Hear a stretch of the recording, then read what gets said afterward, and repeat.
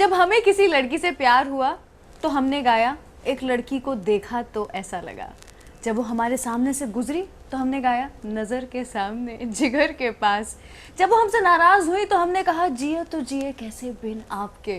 और जब हमने और उन्होंने एक दूसरे के साथ ज़िंदगी भर साथ रहने का वादा निभाया तो हमने कहा, जब कोई बात बिगड़ जाए, जब कोई मुश्किल आ जाए, तुम देना साथ मेरा। और इन सभी गानों के पीछे जो आवाज़ है वो आज यहाँ पर मेरे साथ में है। हेलो, मैं हूँ Rangili Ruchi, welcome to Bollywood rewind and Kumar Sanu ji आज हमारे साथ में। Welcome to the show. Thank you very much, thank you. जैसा आप समझ रहे हैं शानू जी, शो का नाम है बॉलीवुड रिवाइंड। तो हम शुरू से शुरू करेंगे। बहुत सारी अभी लेटेस्ट वाली भी बातें हैं जो मैं आपसे करना चाहती हूँ, लेकिन शुरुआत तो शुरू से ही होगी। तो आपको हमें ये बताना है कि शुरुआत हुई कहाँ से?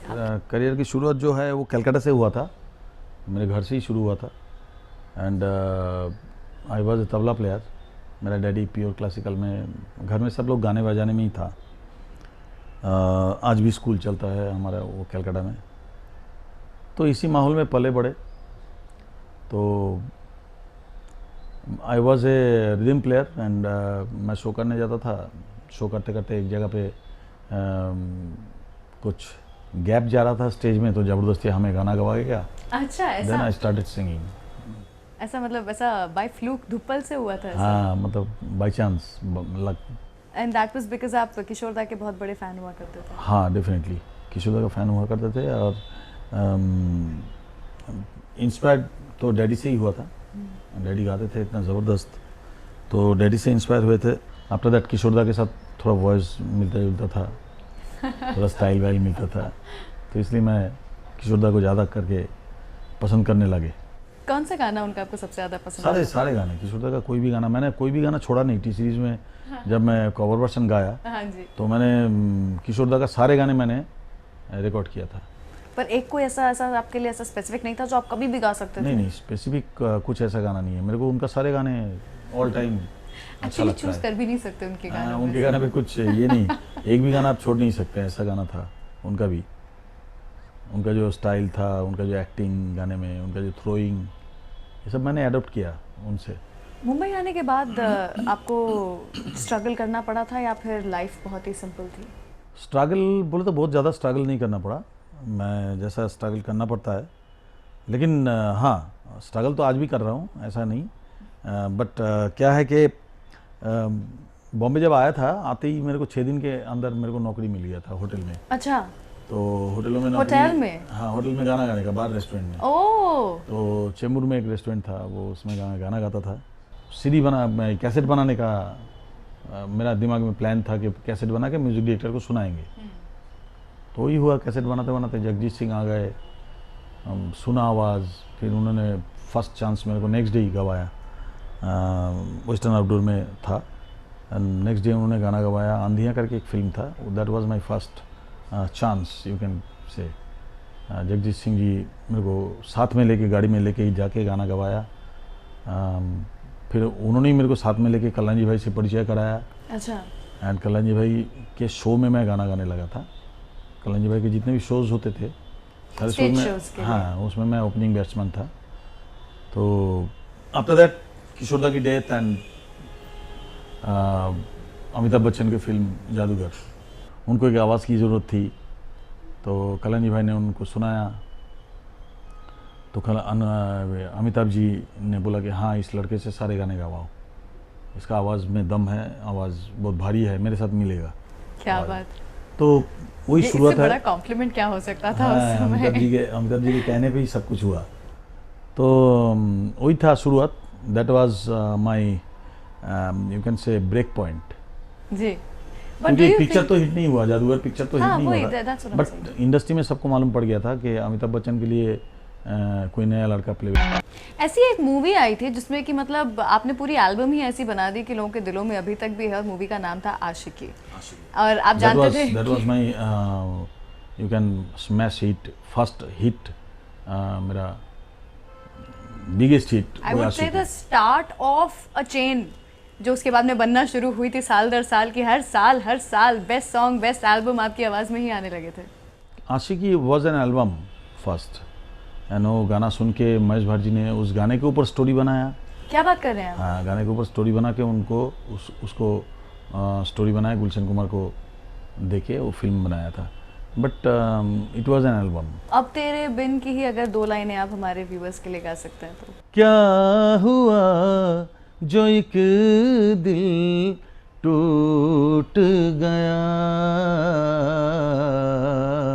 आवाज जिन्होंने की म्यूजिक की दुनिया में इतिहास रचा है, कुमार शानू जी हमारे साथ में। ये लेते एक छोटा सा ब्रेक। अभी तो शुरुआत की बात हुई है, अभी तो हमारी जर्नी जो है वो लंबी चलने वाली है। Come back.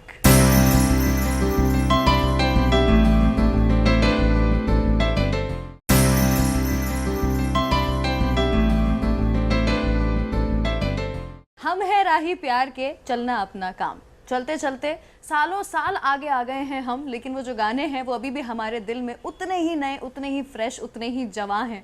और इन्हीं गानों के पीछे की आवाज़ कुमार शानू जी आज हमारे साथ में। Welcome back to the show. हम बात कर रहे थे आशिकी की, वहाँ से तो शुरुआत हुई, लेकिन मैं बताना चाहूँगी कि उसके बाद एक लड़ी शुरू हो गई थी। 5 साल लगातार फिल्म फेयर अवार्ड आप लेकर के गए थे। देखिए, आशिकी से हमारे म्यूजिक इंडस्ट्री में बहुत कुछ चेंजेस आया। एंड आशिकी से मैं भी अपने आप को टर्न किया, from Kishoreda to Kumar Sanu. हाँ, आपने खुद की स्टाइल ढूंढी उसमें। हाँ, हमने क्या किया, अपना स्टाइल को एस्टेब्लिश करने का एक कोशिश किया कि this is my style, this is my own style.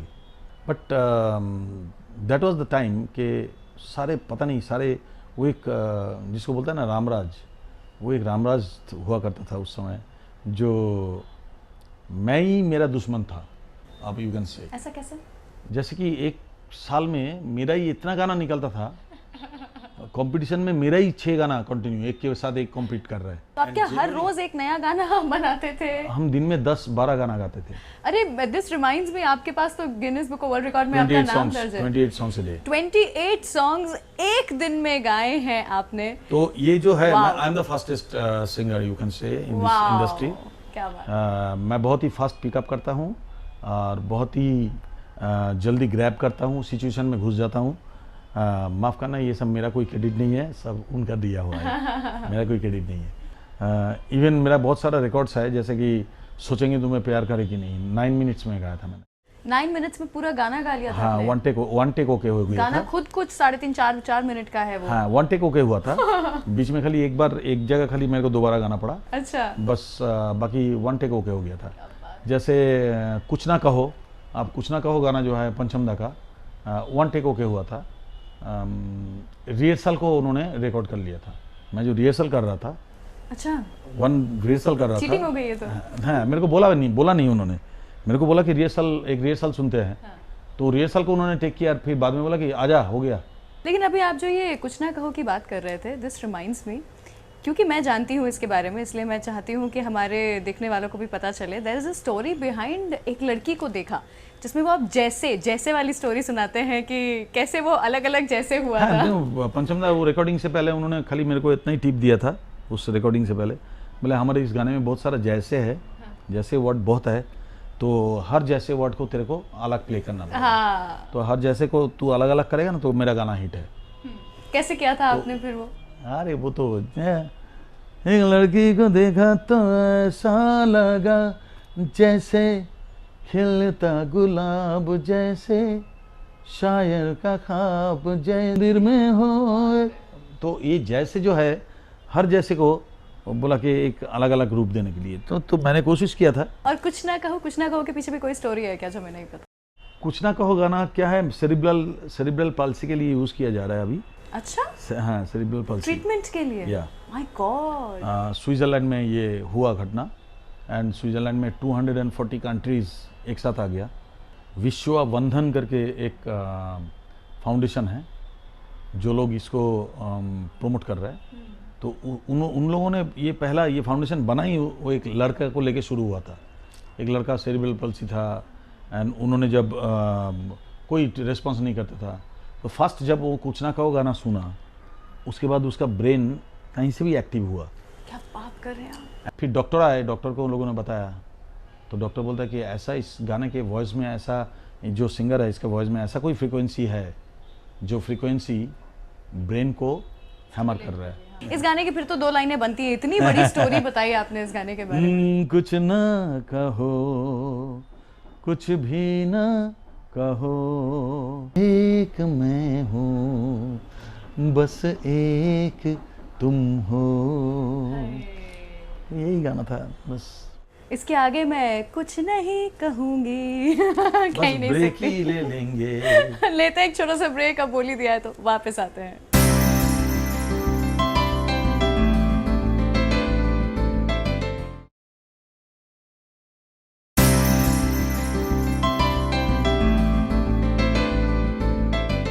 Welcome back, देख रहे हैं आप बॉलीवुड रिवाइंड। मैं हूं रंगीली रुचि और आज मेरे साथ में the most colourful, the most rangeeli voice of the film industry Kumar Sanu ji हैं। Welcome back once again.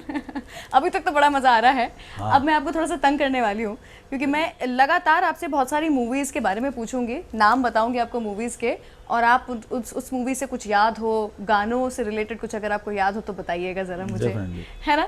तो सबसे पहले साजन। साजन में क्या था, साजन में सलमान जी एंड संजय दत्त दोनों थे। अब मेरा फेवरेट हीरोइन थी उसमें माधुरी दीक्षित, एंड डेफिनेटली तो उसमें वाकया कुछ नहीं था, गाना था मेरा दिल भी कितना पागल है एंड जिए तो जिए कैसे, ये सब गाना था। तो मेरे को याद है नादिम श्रवण के नादिम जो था वो थोड़ा मेरे स्टाइल में गाता था। वो पता नहीं उसके दिमाग में मेरे आवाज़ को लेके बहुत ज़्यादा एस्टेब्लिशमेंट था। वो मेरे ही जैसा गा के मेरे को सिखाते थे। अच्छा। हाँ, तो उन्होंने मेरे को सिखाया था उस तरह से, एंड मैं इमीडिएटली गाना ग्रैब करके मैं जब गाया तो तारीफ़ हुआ। सबसे पहली बात तो कि मैं जैसे ही बैलेंसिंग रूम में आए तो वो ऐसा नोटों का बंडल ऐसा करके उड़ाता रहा। क्या बात कर रहे हैं आप। तो लास्ट में ऐसा हो गया था कि हर रिकॉर्डिंग में नादिम पैसा उड़ाता था। तो ऐसा हो गया था लास्ट में कि मैं रिकॉर्डिंग में जाते ही सारा स्टाफ खुश हो जाते थे, पैसा मिलेगा, आज कुछ मिलेगा माल, आज सनुदा आए हैं माल मिलेगा। तो ये बकाया था, वो पैसा शुरू हुआ था आशिकी से ही, लेकिन साजन में कुछ ज़्यादा उड़ाया था उन्होंने। एंड आफ्टर दैट जिए तो जिए कैसे गाना मेरे को बताया नहीं गया था। वो गाना पहले एक जन गाया था, फिर सेकंड कोई सिंगर गाया, थर्ड मैं गाया, तो मेरा भी रखा, वो 2 सिंगर का भी रखा, अनुराधा पौडवाल एंड पंकज उदास जी।